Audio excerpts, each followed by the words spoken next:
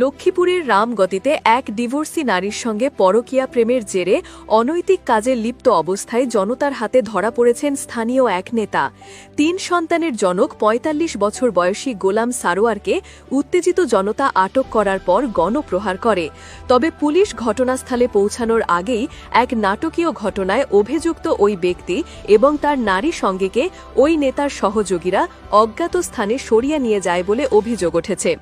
এই ঘটনাকে কেন্দ্র করে এলাকায় তুমুল উত্তেজনা বিরাজ করছে এবং মোটা অঙ্কের টাকার বিনিময়ে বিষয়টি ধামাচাপা দেওয়ার গুঞ্জন উঠেছে।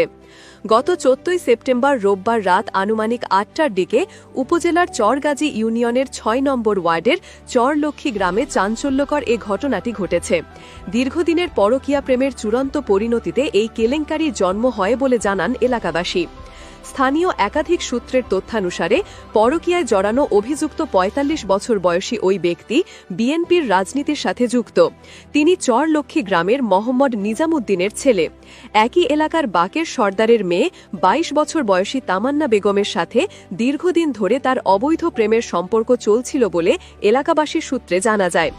অভিযোগ রয়েছে, তামান্না বিবাহিতা হওয়া সত্ত্বেও সারোয়ার তাকে বিয়ের প্রলোভন দেখিয়ে সম্পর্ক চালিয়ে যেতে থাকেন। সারোয়ারের প্ররোচনা ও চাপের কারণেই তামান্না প্রায় ২ মাস আগে তার স্বামীকে ডিভোর্স দেন। সারোয়ার তাকে আশ্বাস দিয়েছিলেন যে ডিভোর্স হয়ে গেলেই তিনি তাকে বিয়ে করবেন। এই আশ্বাসের ওপর ভিত্তি করে তামান্না তার সাজানো সংসার ভেঙে দেন। এরপর থেকেই তাদের মধ্যে মোবাইল ফোনে যোগাযোগ এবং গোপন অভিসার চলতে থাকে। ঘটনার দিন রাতে গোলাম সারোয়ার গোপনে তামান্নার বাড়িতে তার সঙ্গে দেখা করতে যান।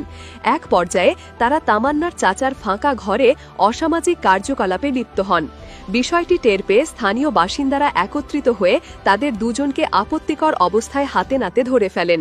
ক্ষুব্ধ জনতা নৈতিক অবক্ষয়ের এই ঘটনায় উত্তেজিত হয়ে পড়ে এবং গোলাম সারোয়ারকে সেখানেই গণপ্রহার দিতে শুরু করে। খবর পেয়ে রামগতি থানার পুলিশ ঘটনাস্থলের দিকে রওনা দেয়, কিন্তু পুলিশ পৌঁছানোর আগেই পরিস্থিতি ভিন্ন দিকে মোড় নেয়।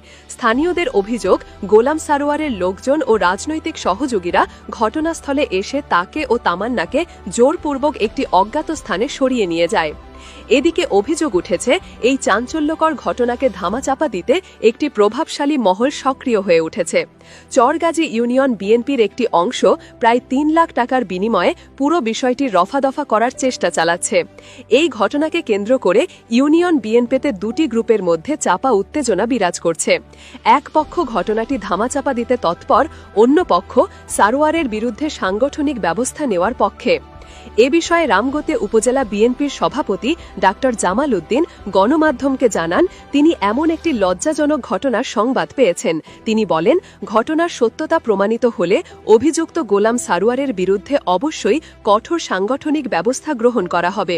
দলে এমন নৈতিক স্খলন কোনোভাবেই বরদাস্ত করা হবে না। অন্যদিকে রামগতি থানার ভারপ্রাপ্ত কর্মকর্তা মোহাম্মদ কবির হোসেন বলেন, খবর পাওয়ার সঙ্গে সঙ্গে ঘটনাস্থলে পুলিশ পাঠানো হয়েছিল, কিন্তু পুলিশ পৌঁছানোর আগেই অভিযুক্তদের সরিয়ে ফেলা হয়।